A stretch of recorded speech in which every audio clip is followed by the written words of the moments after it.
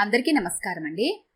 ఈరోజు మనం బెల్లంకొండ వీణాధరి గారు రచించిన తాను తీసిన గోతిలో తానే అనే ఓ చక్కటి కథను విందాం. ఇక కథలోకి వెళ్దాం. 9 అయింది. కూరగాయలు కోస్తూ మధ్యలో తలెత్తి చూస్తున్నాను. 2 పిచ్చుకలు వచ్చి తులసికోట అంచుల మీద నిలబడి తులసి చెట్టుకు పోసిన నీళ్లు తాగి ఓ మూల నిలబెట్టిన చీపురు కొసలు విరిచి తీసుకెళ్తున్నాయి. అవి వాటితో గూడు కట్టుకుంటాయని కొద్దిసేపటికి అర్థమైంది. పిచ్చుక ఎంత చిన్న ప్రాణి, దానికి ఒక జీవితం, ఒక జీవన విధానం ఉన్నది. 2 కలిసి చక్కగా గూడు కట్టుకుని కాపురముంటాయి. మనసంతా బాధగా మూలిగింది. ప్రతి ప్రాణికి తనదంటూ ఒక చోటు ఉండటంతో ఎంత భద్రత, ఎంత నిశ్చింత. అందుకనేగా సొంతింటి కల కల్లగా కాకుండా వాస్తవంలోకి తెచ్చుకున్నందుకు నా జీవితాన్నే కోల్పోయాను. సొంతిల్లు జీవితానికి ఒక భయంకరమైన చేదు అనుభవంగా మిగిలిపోయింది. గుండెలోంచి దుఃఖాన్ని బలవంతంగా అదిమిపెట్టింది. అమ్మా నాన్న తన కంట తడి చూడలేరని. జరిగిందంతా మరోసారి ఆలోచనల్లోకి వచ్చింది. ఇంటరవగానే పెళ్లి చేశారు.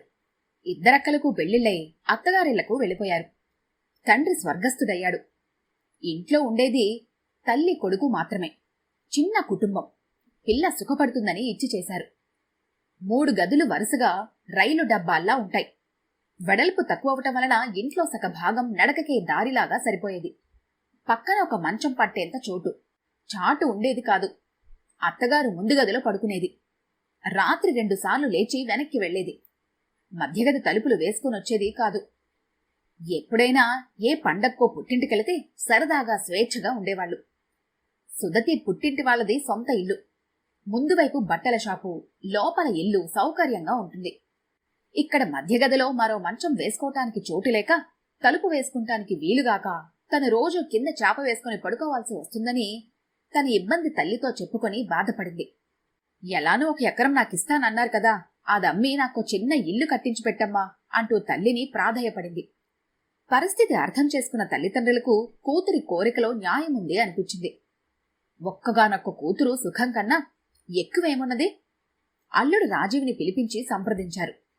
ముందు ఎక్కడైనా స్థలం చూసి సుదతి పేరు మీద రిజిస్టర్ చేయిస్తే నెమ్మదిగా ఇల్లు కట్టుకోవచ్చని చెప్పారు. ఇంటికొచ్చి తల్లితో చెప్పాడు. వారం రోజుల్లో 200 గజాల ఫ్లాట్ సంపాదించేసి వియ్యంకుణ్ణి పిలిపించి మంతనాలు మొదలుపెట్టింది అత్తగారు. భార్య ఇంట్లో ఉండటం మగవాడికి మర్యాద కాదు. భర్తతో పాటు ఉండటమే మర్యాద కదా. నాకు ఒక్కగానొక్క కొడుకు, పంచుకోటానికి మరొక కొడుకు లేడు కదా. మీకు ఒక్కగానొక్క కూతురు, మీకు కొడుకైనా అల్లుడైనా ఒక్కడే కదా. మన పిల్లల సంతోషం కన్నా మనకు కావాల్సిందేమున్నది అంటూ ఇలాంటివి మరికొన్ని డైలాగులు వల్లించి మాటలతో బురిడి కొట్టించి సరేననిపించుకొని ఆ పూట వియ్యంకుడికి చాలా మర్యాదలు చేసి పంపింది. కూతురు పేరు మీద ఉన్న బాండ్ మార్చి అల్లుడి చేతిలో పోశాడు. రిజిస్ట్రేషన్ రోజున కోడలికి తెలియకుండా మరో పేచీ పెట్టు కూర్చుంది అత్తగారు. నా పేరు మీద కొను, మీరిద్దరూ సొంత ఇంట్లో ఉంటే నేను మీ పంచన పడి ఏడవనా అంటూ మొదలుపెట్టింది. అదేంటమ్మా, ఏ తల్లైనా కొడుకు దగ్గరే కదా ఉండేది. ఇలా చాటుగా మా వారికి తెలియకుండా నీ పేరు చేయిస్తే బయటపడితే ఎంత గొడవవుతుంది. ఇప్పటికే వాళ్ళు సహృదయంతో నా పేరును చేయించుకోమన్నారు. మన ఇష్టానికి తలొగ్గారని మరీ ఇంత ద్రోహం తలపెట్టకూడదమ్మా అంటూ ఎన్నో విధాలుగా నచ్చచెప్ప ప్రయత్నం చేశాడు. బయట పెడితే కదా బయటపడేది. అసలు వాళ్ళకు చెప్పవలసిన అవసరం ఏమున్నదిరా? అలా తల్లి కొడుకులిద్దరి మధ్య వాద ప్రతివాదాలు జరిగి చివరి అస్త్రం ప్రయోగించింది. ఇంత బ్రతికి కోడల పంచన పడి ఉండనా? ఇంతకన్నా చావే మేలు. ఇక నుండి నీకు తల్లి లేదు, చచ్చిపోయిందనుకో అంటూ కొడుకు మనసు మీద దెబ్బ కొడుతూ చెదపురుగులాగా మెదడు తినేసింది. చివరికి తల్లి పేరు మీద రిజిస్ట్రేషన్ చేయించక తప్పలేదు. పొలమమ్మి స్థిరాస్తి చెదరగొట్టుకోవడం ఎందుకని వాళ్ల పాట్లేవో వాళ్లు పడి డబ్బు సర్దారు. ముందు వసారా, నడిమిల్లు, వంటిల్లు, 2 పడగ్గదులు, చుట్టూ ప్రహరీ గోడ, కింద గచ్చు వేయించడానికి, సున్నాలకి, రంగులకి డబ్బు తక్కువైంది. ఇంకా మామగారిని అడగడానికి మనస్కరించలేదు. ప్రస్తుతానికి కోడలు నగలు తాకట్టు పెట్టి తర్వాత నెమ్మదిగా ఒక్కొక్కటి విడిపించుకోవచ్చునని సలహా ఇచ్చింది అత్తగారు. జరుగుతున్న మోసం గ్రహించలేని అమాయకరాలైన కోడలు తన సింగారం కన్నా ఇల్లు పూర్తవటమే ముఖ్యమనుకొని అన్నీ ఒలిచి అత్తగారి చేతిలో పోసింది. తాకట్టు పెట్టి వడ్డీలు కట్టడం ఎందుకని తెగనమ్మేసి ఇల్లు పూర్తి చేసి గృహప్రవేశానికి వచ్చిన కూతుళ్లకు, మనవలకు, అల్లుళ్లకు కావలసినంత తృప్తిగా ఖర్చు పెట్టుకుంది.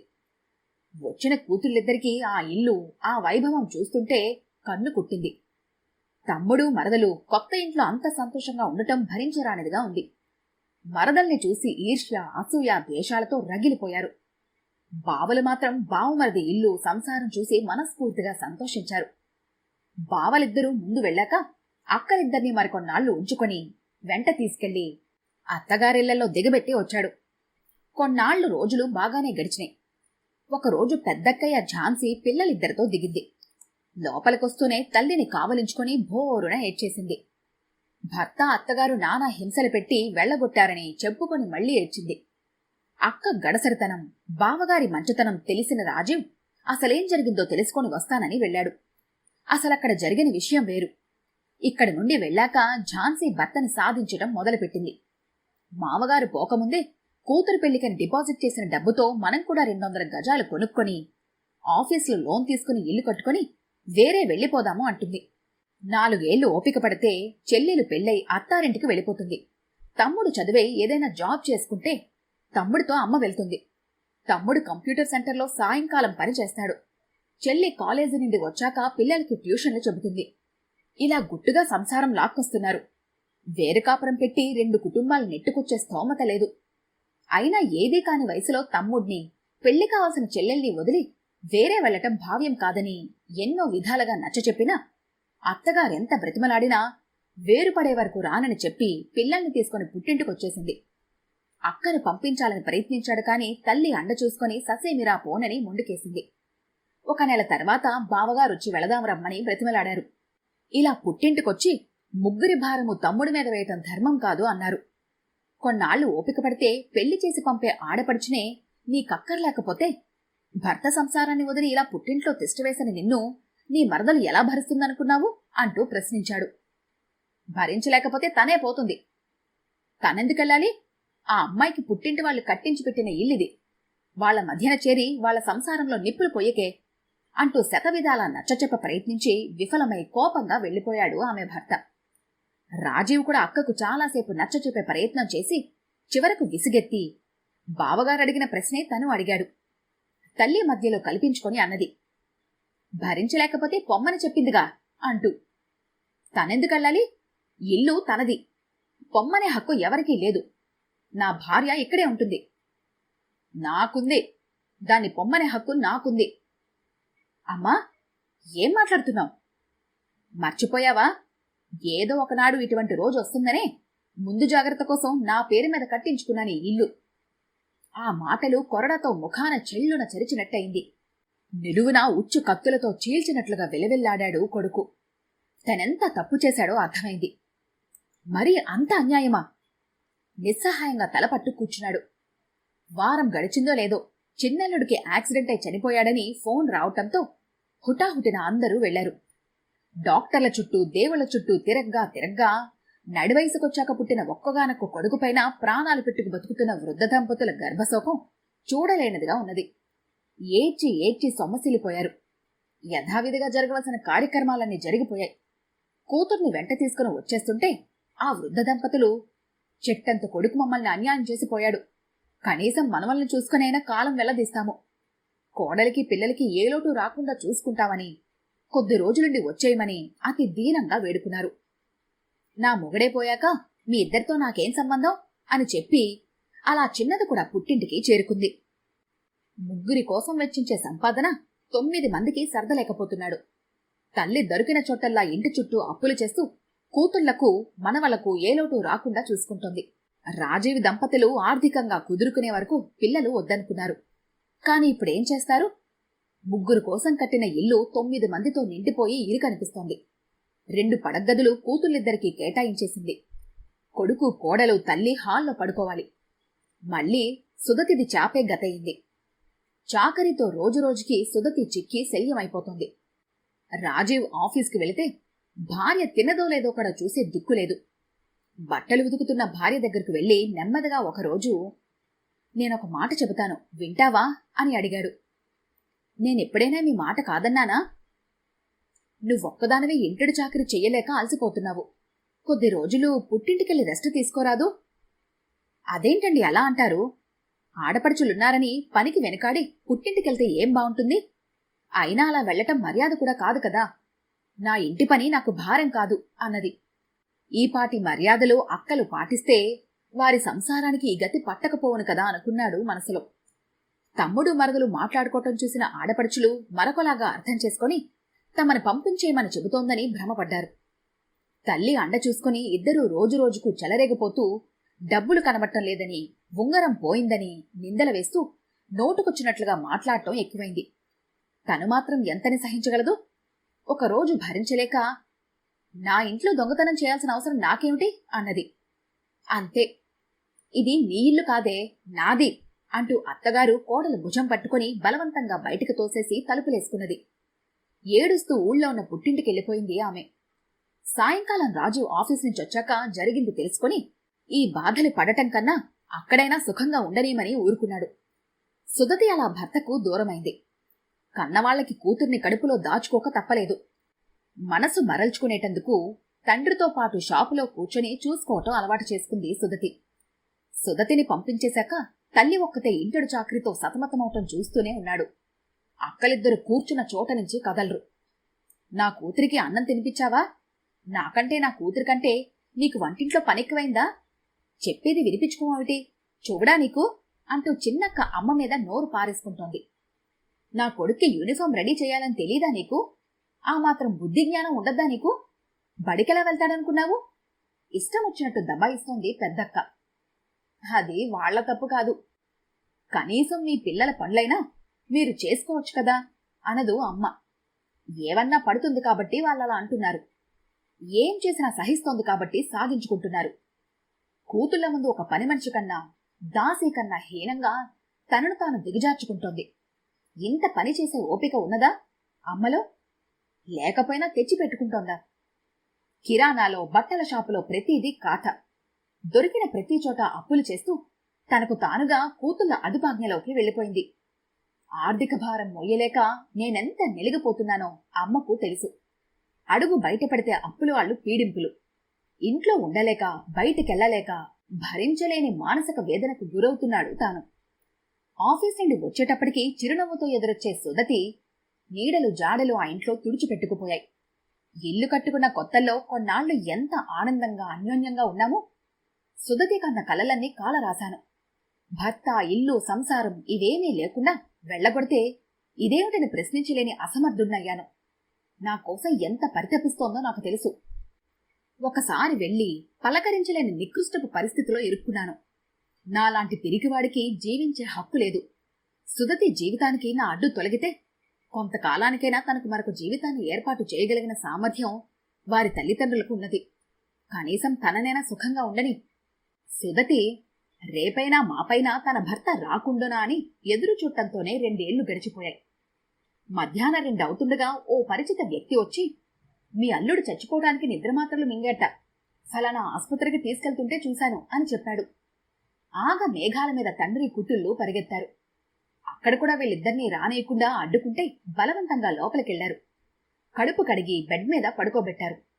కొద్దిసేపటికి మగతలోంచి స్పృహలోకి వచ్చి నెమ్మదిగా కళ్ళు తెరిచి చూశాడు.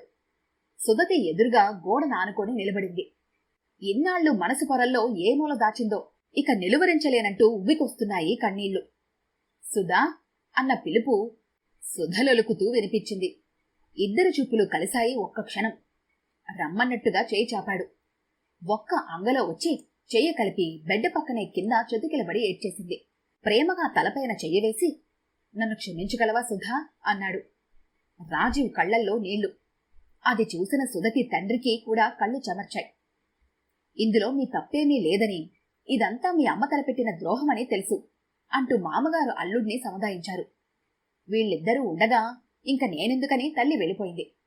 వీళ్ళిద్దరినే కనిపెట్టుకుని ఉండి చావుకి ప్రేరేపించే విధంగా దిగజారిన పరిస్థితుల్లో ఇంక అటు వెళ్లనవసరం లేదని వాళ్లతో తీసుకెళ్లిపోయారు అల్లుణ్ణి. రాజీవ్ అటు నుండి అటు ఆఫీస్కి వెళ్తున్నాడు.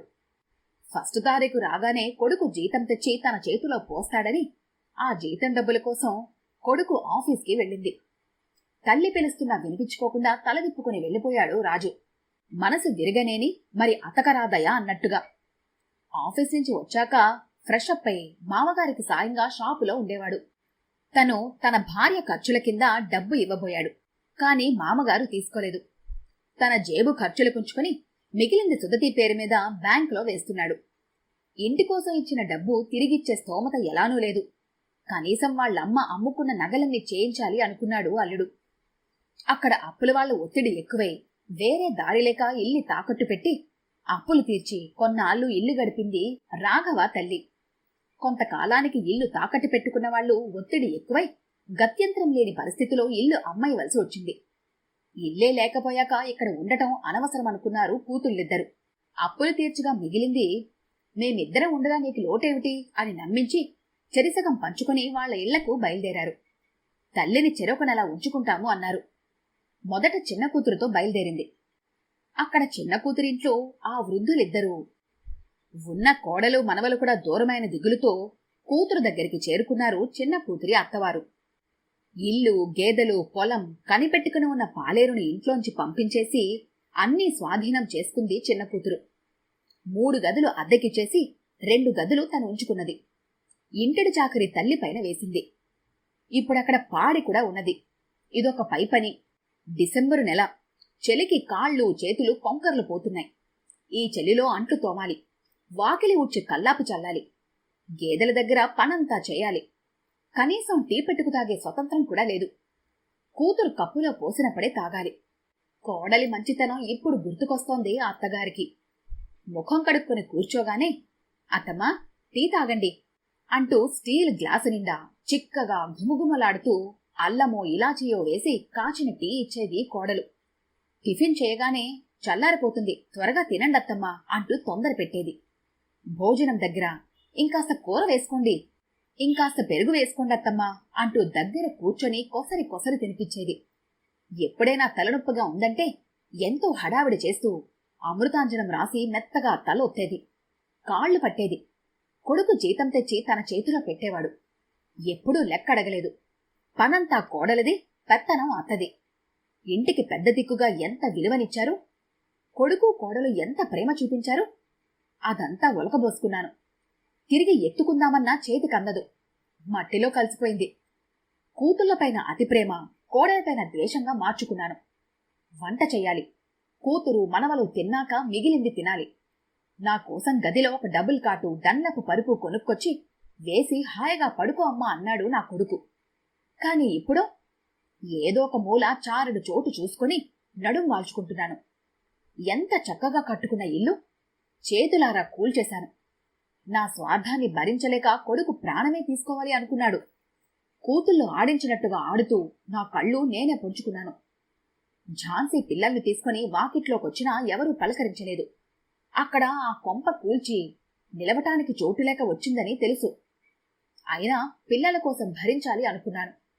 భార్యగా, కోడలిగా, వదినగా స్థానభ్రంశం చెంది ప్రేమలు, అభిమానాలు, మర్యాద అన్నీ కోల్పోయింది నా కోడలు. 1 నెల గడిచిందో లేదో ఒకరోజు చేతి సంచితో తల్లి పెద్ద కూతురింటికొచ్చింది. ముందు గదిలో కూర్చున్న అత్తగారిని అల్లుడు చూసి చివుక్కున లేచి లోపలికెళ్లి భార్యను పిలిచి చెప్పాడు, వచ్చినందుకు ఈ పూట భోజనం పెట్టి పంపించేయి అని. అదే మాట తల్లితో చెప్పింది. చెరొక నెల ఉంచుకుంటానన్నారుగా, ఇప్పుడిదేంటమ్మా అన్నది. ఇక్కడ నాకే దిక్కులేదమ్మా. నీ చిన్న కూతురికి అత్త, మొగుడు, ఆడబిడ్డ ఎవరూ లేరుగా సాధించుకునేందుకు. దాని దగ్గరికే పో అంటూ విస్తట్లో భోజనం పెట్టుకొచ్చి ఇచ్చింది. తినటమయ్యాక ఛార్జీలు చేతిలో పెట్టి బయలుదేరు అంది. అదేంటే అలా అంటావు? మిగిలిన డబ్బు దాంతోపాటు నువ్వు కూడా సమానంగా పంచుకున్నావు కదా అంది ఆ తల్లి. అయితే ఏంటంట, ఇంకెప్పుడు ఈ ట్రాకు అంటూ భుజం పట్టుకుని నడిపిస్తూ గుమ్మం దాటి రోడ్డు వరకు వచ్చి ఇక వెళ్ళమ్మా అంటూ వెనక్కి వెళ్ళిపోయింది. ఆ టైంలో గుర్తుకొచ్చింది. తను కూడా ఆ రోజు ఇలానే సుదతి భుజం పట్టుకుని బయటకు తోసేసి తలుపు వేసుకోవటం. పొద్దున్న బస్సెక్కిస్తే గోడకు కొట్టిన బంతిలా సాయంకాలానికి తిరిగొచ్చిన తల్లిని చూసి ఇదేమిటి అప్పుడే దిగబడ్డావు అంది తిరస్కారంగా చిన్న కూతురు. జరిగిన సంగతంతా చెప్పింది ఆ తల్లి. అంటే ఏంటమ్మా, బ్రతుకంతా నిన్ను నేనే భరించాలా అంటూ తెల్లవార్లు సాధిస్తూనే ఉంది చిన్న కూతురు. అమ్మా అన్నం తిను అనలేదు. ఇల్లు, పొలం, పాడి అన్నీ ఉన్నాయి. ఒక్క మనిషి బరువు కాదు. ఇంటిడి చాకరీ చేయించుకుంటోందిగా. తెల్లవారుజామున 5ంటికి లేచి ఎముకలు కొరికే చెలిలో చీపురు పట్టుకుంది ఆ తల్లి. ఎన్నడూ నా మాట జవదాటిన కొడుకుని, నా కనుసన్నల్లో మెదిలే కోడల్ని, చక్కనైన ఇంటిని చేతులారా దూరం చేసుకుని నేను తీసిన గోతిలో నేనే పడ్డాను. ఎగదన్నుకొస్తున్న దుఃఖాన్ని ఆపుకునేందుకు నోట్లో కొంగు కుక్కుని అక్కడే కుప్పకూలింది ఆ తల్లి. ఈ కథ కనుక మీకు నచ్చినట్లయితే లైక్ చేయండి, షేర్ చేయండి. మరిన్ని ఇంట్రెస్టింగ్ కథల కోసం మా ఛానల్ని తప్పకుండా సబ్స్క్రైబ్ చేసుకోండి.